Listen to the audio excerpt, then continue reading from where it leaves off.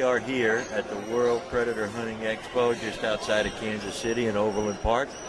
The first official gathering, important event, and we're all pretty excited about it. And probably the most exciting thing is we're getting a first-hand look at some of the really cool new gear that's going to be introduced to the predator hunting market. I'm here with Mike Dillon, and anybody that's killed a coyote knows that name. Mike's been instrumental in bringing us the latest in electronic technology, and probably single-handedly between him and his dad and his brother have driven this whole industry. The exciting thing is the new Fury, the next evolution of electronic calls. Mike, tell me a little bit about the Fury. Tell me how it came to be and the changes you guys have made in it. Well, as with the evolution of all of our products, we take all of our customer requests, we take from practicalities in the field, and we try to apply those features that we think the predator hunters are going to want to use in the field. And there's been an evolution. If you go back to our first Model 416s, it was just a basic volume up, volume down, sound up, sound down, and mute. And don't cut this 416. I'm still using one. Well, it's yeah, you know, the 416 is still a great caller. By no means are we taking anything away from the 416. It got us to where we're at today. But you find a lot of people that they just want to do a little bit more. There's people that want to maybe do different features with their remote. Maybe the person is driven by a better audio performance. Maybe they're driven by more features.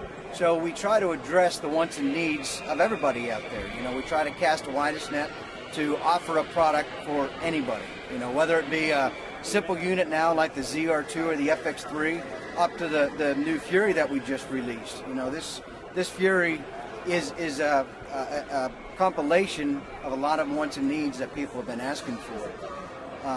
For example, one of the features that we have added with this is the Fox Fade feature. That feature allows a person playing a coyote and rabbit. They want to play a coyote out the front speaker, and they want to play a rabbit out the rear speaker. This Fox Fade will allow them to go in and independently control the volume of two sounds playing at the same time. So you can better simulate what actually happens in the field. Exactly. Okay. You can, or better simulate the tactic that the hunter wants to use. You know, they can now take that Fox Fade and have a woodpecker playing in the front and a rabbit playing in the back, and they can control the volume of each one of them independently. By looking at the unit, it's very similar to our FX series. It's the same housing that we used, it's the same rear speaker, it's the same front speaker. Some differences in the Fury. This is all new remote technology now that we're using. This is a frequency hopping, spread spectrum remote technology. That's now, a whole lot of technical words. Give us a little explanation. To the hunter, what that means is a much better remote reliability. I don't want to say better range, even though you're going to get a lot further range with these units. But to the actual hunter, they don't care about using the unit out there beyond 700 yards. The difference is when they get it in 50 yards, they get it to 100 yards, they want to have good operation of it in thick stuff. Now that we're using a new technology, it's going to give a better remote performance than our old technology that we were using. First glance of this unit, you can see that it's got a much larger display than our old transmitter did. The TX200, the transmitter that we were using, it had smaller graphics. And one of the concerns that we had from people was that they couldn't see it if they had glasses on or they needed bifocals. They weren't able to read the font. So what we did to the TX200, we actually gave it a large number mode where those people could see the numbers, but they still would have to remember the sounds. So when we designed the Fury, it was very important for us to have a large display that anybody can read this screen. They can read the names of the screen now without having to use bifocals.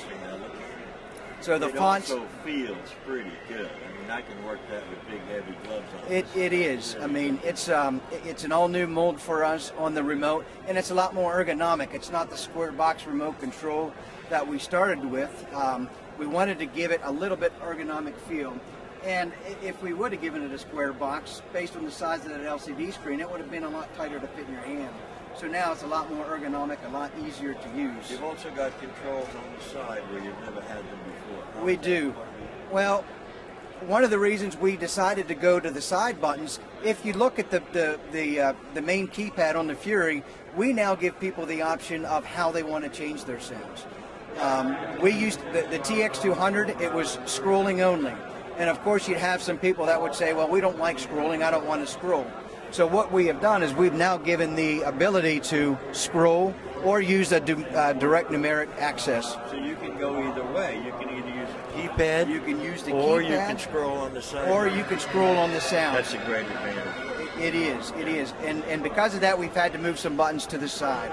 Another button that you'll see on the side is a sequence button. Now this sequence button is pretty cool too. You can actually now program your entire stand into this transmitter. So let's say, for example, a guy on a hunting stand starts his hunt with a jackrabbit distressed at a low volume. His next sound wants to be a woodpecker at a medium volume.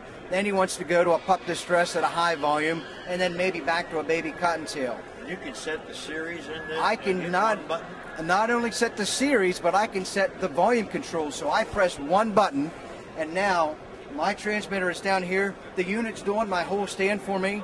I'm not looking at the transmitter anymore. I'm looking out here to where I should be looking for the coyotes. So there's a much less interaction with the remote control, and we find that that's important too. You know, that's you don't want to interact with the remote any more than you have to. So now by adding that sequence, you now have less interaction with remote control. Can I change the sequence or stop it during its Absolutely. operation? You can program up to 10 different sequences in this, and at any time during the sequence, I can just input any other sound or hit one of my presets, and I get out of the sequence and I'm back into the normal mode. You know, for the longest time, we thought the advantage of electronic calls was the ability to remove the source of the sound from our own location, and that is truly a great advantage, and FoxPro was pivotal. The second ability that's becoming apparent is we can now position the target where we want it. Being able to put that coyote where we'll get the best shot, where they have the least chance of getting discovered, is crucial.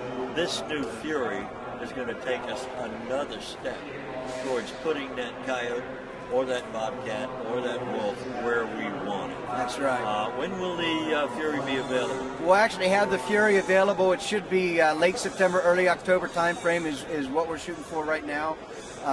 So look for it soon. If you've been thinking about getting into predator calling and not done it because you think it takes years to learn how to call, everything that I've learned in 40 years of calling predators is built into this machine, and you're as good as anybody at the push of a button.